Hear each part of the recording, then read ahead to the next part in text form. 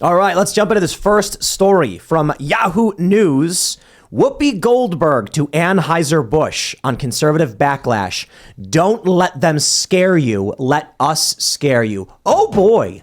I love Whoopi Goldberg and The View just overtly threatening terror against their political opponents. Okay, I'm being a bit hyperbolic on in that regard. Here we go. Whoopi Goldberg and her co-host on ABC's The View weighed in today on the recent Budweiser controversies, reminding the beer maker that as the show's Anna Navarro said, members of the LGBT community are Americans too. The conversation follows conservative backlash and calls for boycott over their partnership with Dylan Mulvaney. Goldberg beginning the hot topic debate by noting that Budweiser was her beer of choice before she quit drinking. Oh, before she quit, huh? Asked what conservatives are so angry about. Beer is not a Democrat or Republican. It doesn't have a belief system. It's just beer. Well, I'll tell you. It's because Dylan Mulvaney is the embodiment of what I call ElsaGate 2.0. The algorithmic manipulation resulting in chaotic nonsense content. And then Bud Light was like, I got an idea. Let's fund more of this decay and promote booze to children. And so I'm just like, bro, everything about what you're doing is a bad thing. But here's the best part. The VP of marketing for Budweiser admitted their goal was to market alcohol to kids. She was like, it's an old dying brand and we got to get young people. Like, oh, is that what you're saying? Because Dylan Mulvaney's audience are like 15 years old. You can just Google it. The average user of TikTok is under 21. That's all that matters. And then obviously Dylan Mulvaney's audience is not a bunch of 50-year-old dudes. It's a bunch of 15-year-old kids. That's why I'm mildly perturbed. I don't know about you guys. It blows my mind that Dylan Mulvaney has an audience of teens. I don't see what I'm not a teen, but I don't see what is actually. Whoa! Hold on. What it is about a teen? Like why a teen? Teenagers, in my opinion, aren't seeking out something of like they're being recommended things, right? Mm-hmm. They're not walking to a library and being like and saying like, give me something that's in the vein of a dystopian. No, they're showing up and the teachers being like, here's the book to read. They're seeing the commercials, seeing the ads. They're young people. I'm not saying that to be mean. I'm saying young people are learning and developing and being influenced by their older peers. So what's happening is TikTok is putting Dylan Mulvaney in front of people, more and more people. That's why I don't like that they're giving Dylan Mulvaney sponsorship. Your argument is that the algorithm is what's presenting this stuff to kids, but the algorithm responds to what people continue to watch, right? I would say yes and no, right? So if you go on Instagram, you'll see the algorithm feeding you a bunch of stuff based on what you like, but periodically it sends me stuff I have no idea why it's testing the waters with certain content.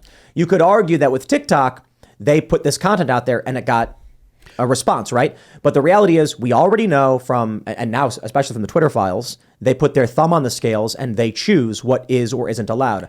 And if we go back to the Rogan Experience conversation that I had with Jack Dorsey and Vijagade, they explicitly said they were protecting this community and not other communities. So they outright were like, trans content is under our overt and explicit protection.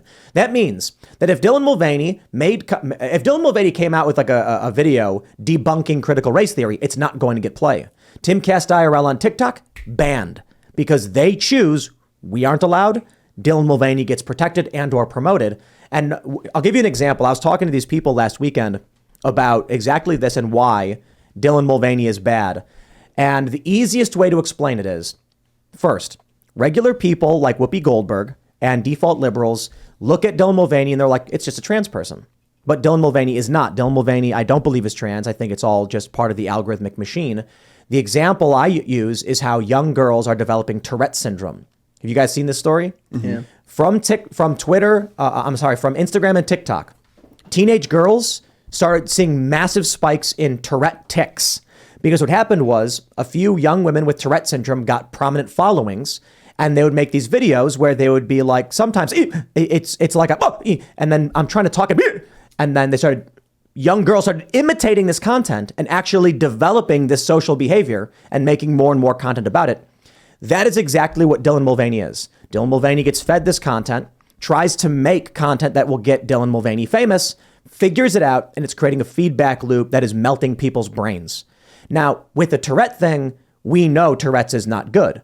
We don't have people coming out being like, if a child identifies as having Tourette's, you should affirm them. No one's arguing that. But when it comes to what Dylan Mulvaney is doing, they're all defending it and arguing for more. So here's where we are. I want to just to get the conversation going. Whoopi Goldberg and The View and the left has realized they're losing this one.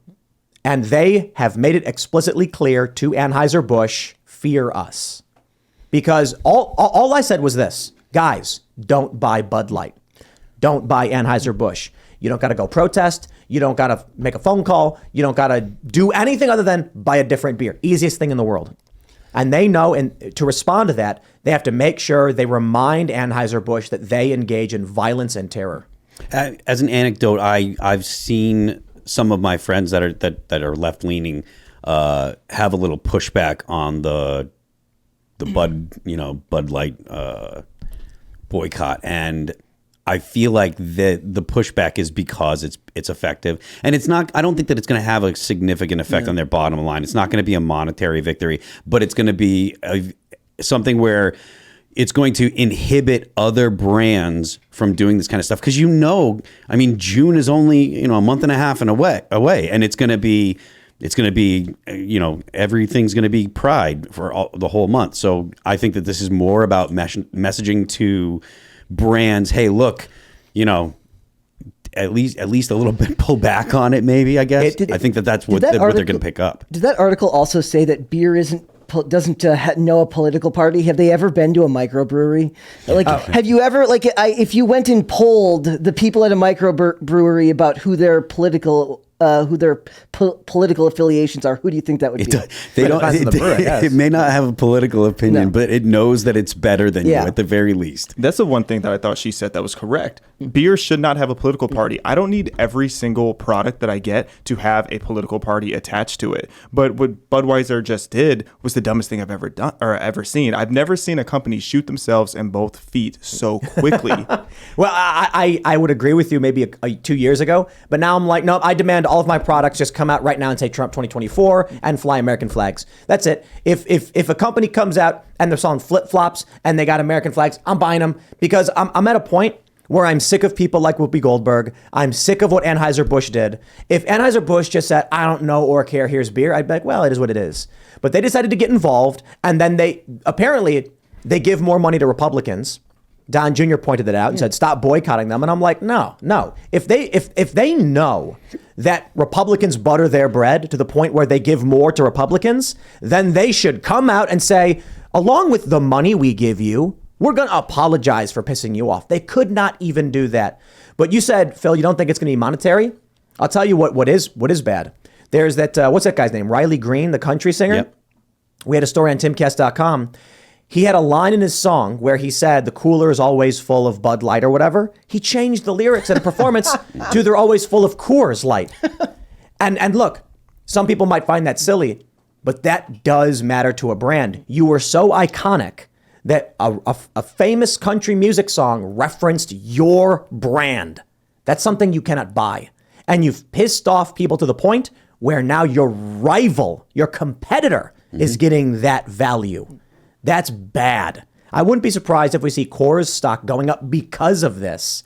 So now the question is, as we enter the fray in terms of the brand's civil war, how far does this go? Like I'm saying, if I'm going to buy bottled water, I'm going to order Trump water. Can I order Trump water from now on? Trump's got his own bottled water brand for his hotel chain. I'm just going to order that, and we're going to have it in the basement. You could probably get it. I'm gonna look it up. I'm gonna look it up. Well, we need to stand firm on this boycott because one problem with the right is we always give up our own power. Like, why is it that we're so quick to just end these boycotts? We don't hold these companies accountable, and then we're shocked when we see the left continues to win and the left continues to pull them over. Because Whoopi said it herself.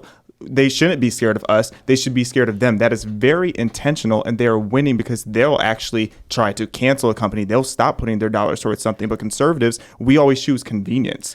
there's more infrastructure on their side to just hold out and hold through. For us, for a lot of companies, like this comes up a lot when we talk a lot about the TV shows and stuff that we review, right? Because it's very easy to say that you're not going to watch anything from Disney or you're not going to watch anything from these companies or Netflix. But at the end of the day, if part of your job requires you to actually end up reviewing their content because it's still held in the public, in the public eye as something to talk about, it's very hard to get away from that. And like You're you said, referring to yourself? Yes. Well, I'm saying I don't. I'm not a boycotter in that respect. A lot of times I'll hold the product accountable. If I don't like the product that's being made, whether it's movies or television, I will call it out for what it is when it's bad. But for a lot of those things, I don't do the boycott because I don't find that I don't find it effective because these companies seem to exist in a post-profit era anyways. It doesn't feel like no matter how much now you said they've lost like what, 6 million or 6 billion? It was 6 in value. Something billion, $6.5 billion.